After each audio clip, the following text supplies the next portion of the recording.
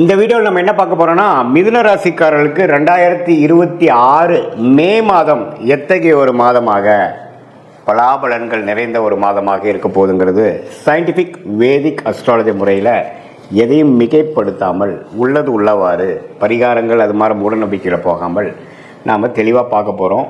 இதில் பார்த்திங்கன்னா ஆண்டு கிரகம் என்று சொல்லப்படுகிற குரு, சனி, ராகு, கேது மிதுன ராசிக்கு எப்படி ஒரு அமைப்பு இருக்குது, அதே சமயத்தில் மாத கிரகமாகிய ராசி அதிபதி புதன், சூரியன், செவ்வாய், சுக்கிரன்லாம் எது மாதிரி அமைப்பில் வருது, அதை வைத்து உங்களுக்கு வரக்கூடிய வாழ்க்கை சம்பவங்கள் எது மாதிரி இருக்குது, எது மாதிரி விஷயங்களுக்காக நம்ம எதிர்பார்க்கலாம், எது மாதிரி அமைப்புகள் காத்திருக்கிறதுங்கிறது நம்ம துல்லியமாக சயின்டிஃபிக் வேதிக் அஸ்ட்ராலஜியில் முறையில் 2026 மே மாதம் மிதுன ராசிக்கு எப்படி இருக்க போகுதுன்னு இந்த வீடியோவில் பார்க்க போகிறோம்.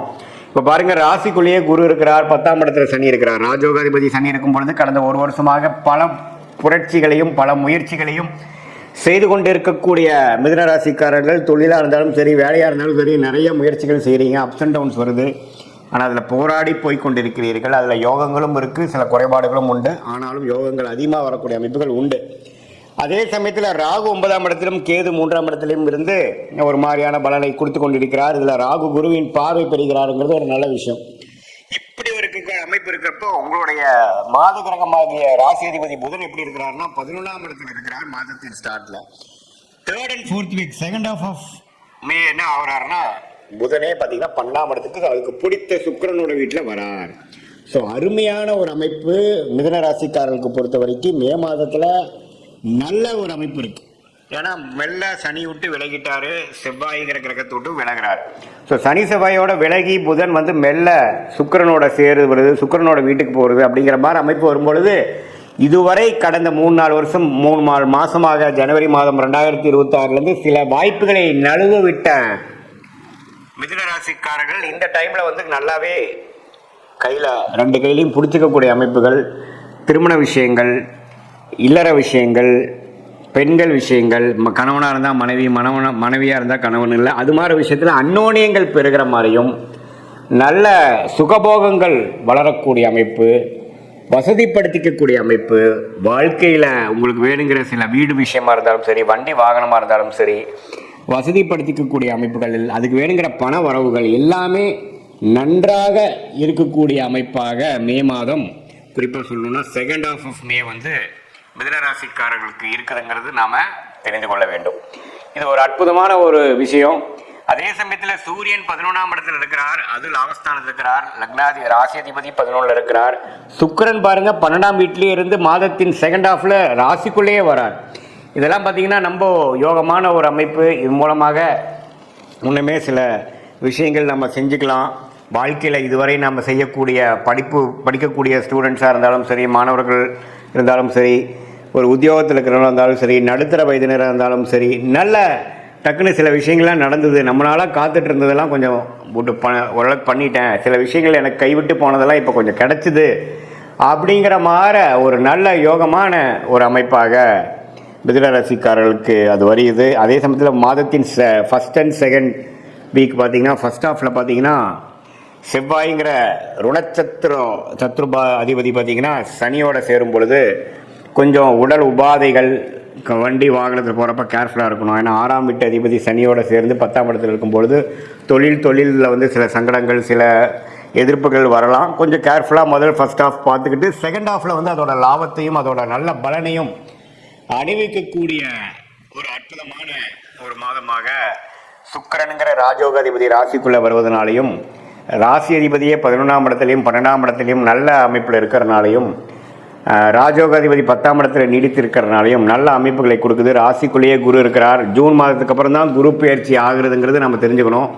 அதுக்கப்புறம் பார்த்திங்கன்னா நிறையா குடுக்கல் வாங்கல் அதிகமாகவும், நிறையா இன்வெஸ்ட்மெண்ட்ஸ் அது மாதிரி போகும். ஆனால் மே மாதம் வந்து அதுக்கு வேணுங்கிற நல்ல ஒரு ஃபவுண்டேஷனை கொடுக்கக்கூடிய ஒரு அற்புதமான ஒரு மாதமாக மே 2026 மிதுன ராசிக்காரர்களுக்கு வருகிறதுங்கிறது நம்ம தெரிஞ்சுக்கணும்.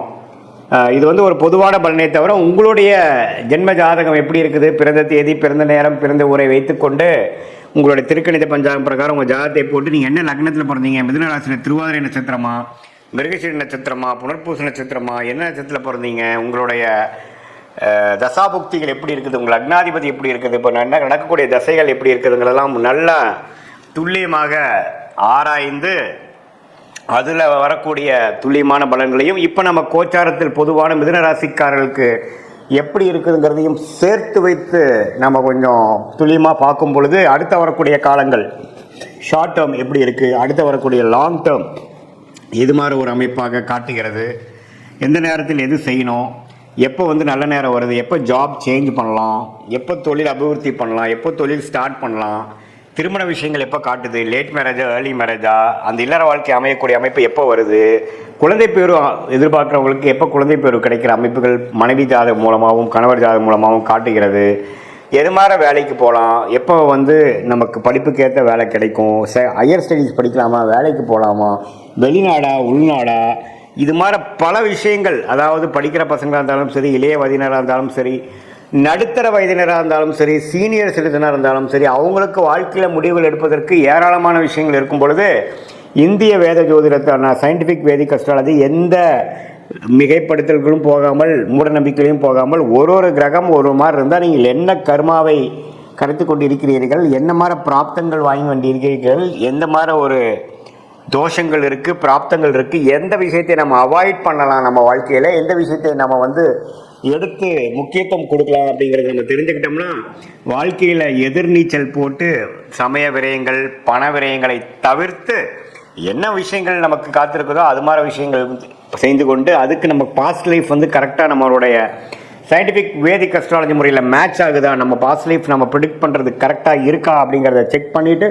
இப்போ ப்ரெசன்ட் டைம் எப்படி இருக்குது, அடுத்து வரக்கூடிய இம்மீடியட் ஃப்யூச்சர் எப்படி இருக்குது, அதுக்கப்புறம் வரக்கூடிய லாங் டேர்ம் ஃப்யூச்சர் எப்படி இருக்குங்கிறதெல்லாம் துல்லியமாக பார்த்து அதற்கேற்ற முறையில் நாம் நல்ல அமைப்பாக நாம் நம்மளுடைய வாழ்க்கை சம்பவங்களை அமைத்து கொண்டு அதுக்கு தகுந்தமான முயற்சிகளை நம்ம செய்யும் பொழுது மிதுன ராசிக்காரர்களுக்கு இப்போ இருக்கக்கூடிய அந்த பொதுவான ஒரு அமைப்பு எது மாதிரி விஷயங்கள் காட்டுதோ அதை இன்னுமே நம்ம ஃபைன் டியூன் பண்ணி எது மாதிரி விஷயத்தில் எது மாதிரி டைமில் நம்ம எடுக்கலாம், எந்த விஷயத்தை நம்ம அவாய்ட் பண்ணலாம், நம்மளுடைய யோகமான கிரகம் என்னவா வருது, எதை நோக்கி போகலாம், எதில் நமக்கு லாபங்கள் அதிகமாக இருக்குது, எதில் நமக்கு பிராப்தங்கள் இருக்குது, எந்த டைரெக்ஷனில் போனோம்னா நம்ம ஈஸியாக நம்ம எதிர்நீச்சல் போடாமல் எளிதில் நம்மளுடைய குறிக்கோள்களை நம்மளோட கோலை அச்சீவ் பண்ண முடியுங்கிறதை சயின்டிஃபிக் வேதிக் அஸ்ட்ராலஜி முறையில் தெரிந்து கொண்டேனால் கண்டிப்பாக வாழ்க்கையில் எதிர்நீச்சல் போடாமல் எளிதில் வெற்றி பெற முடியும் என்று சொல்ல விரும்புகிறேன். மீண்டும் மற்றொரு காணொலியில் சந்திப்போம்.